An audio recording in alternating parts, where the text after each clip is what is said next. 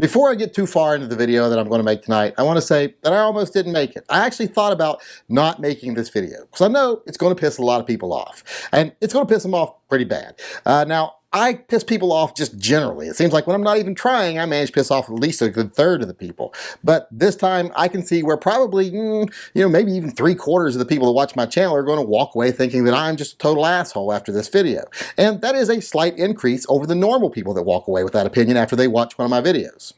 A lot of people are going to portray this as my angry, gun-toting white guy moment. They're going to say that's what motivated this video, and my attitude in this video is the worst example of that.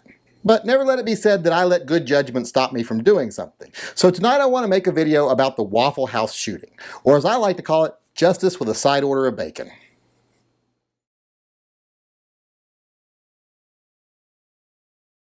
Now, I'm sure a lot of you have already seen the video, read the police reports, read the stories, etc. about this black gentleman that had to defend himself in a Waffle House. And him defending himself ended up in him fatally shooting one of his attackers. Now tonight, I want to talk about everything that I think was done right in that defensive shooting, and the one thing I think was wrong about that defensive shooting. Now first off, I want to say the guy that shot the other man, the black man that had the gun, was the perfect example of a concealed carrier. He did everything that he should have done the way he should have done it. Now some people would say, well, he should have left as soon as they started harassing him. And I'm like, why? Why would he leave because of a bunch of other hateful assholes? Those should be the ones that were asked to leave. And they were asked to leave by management. When they started harassing him, he acted like he wanted no part of it. He ignored them. He looked the other way. He was like, these people aren't part of my life. I'm not going to let them affect me. He was doing that the way he should have done it. Even as it escalated and they were asked to leave, he stayed out of it. He didn't take any type of aggressive postures. Even later when one of the gentlemen approached him to try to pretend to make amends just so that he could sucker punch him, he didn't take an aggressive posture. He crossed his arms, he stood there, he shook his head, no, I don't even want your apologies. I just want you away from me. And then when the guy did sucker punch him, he didn't just draw his gun and shoot the guy. He drew his gun and presented himself in a way as to say, I can protect myself. You might want to rethink what you're doing. He understood that thing that I've always said, that drawing your gun is your next to the last option. Shooting it is your last option. He gave those guys a chance to get away, a chance to get out of it, an opportunity that he didn't have to give them, if you ask me.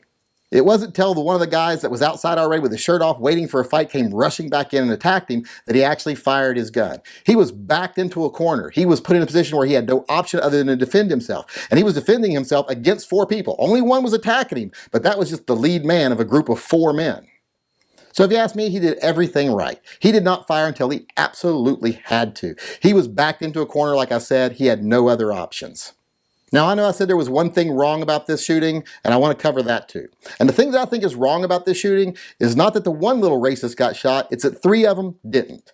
Now, I know that might sound awful, and some people are like, oh, you're just a violent person, and you're just a jerk.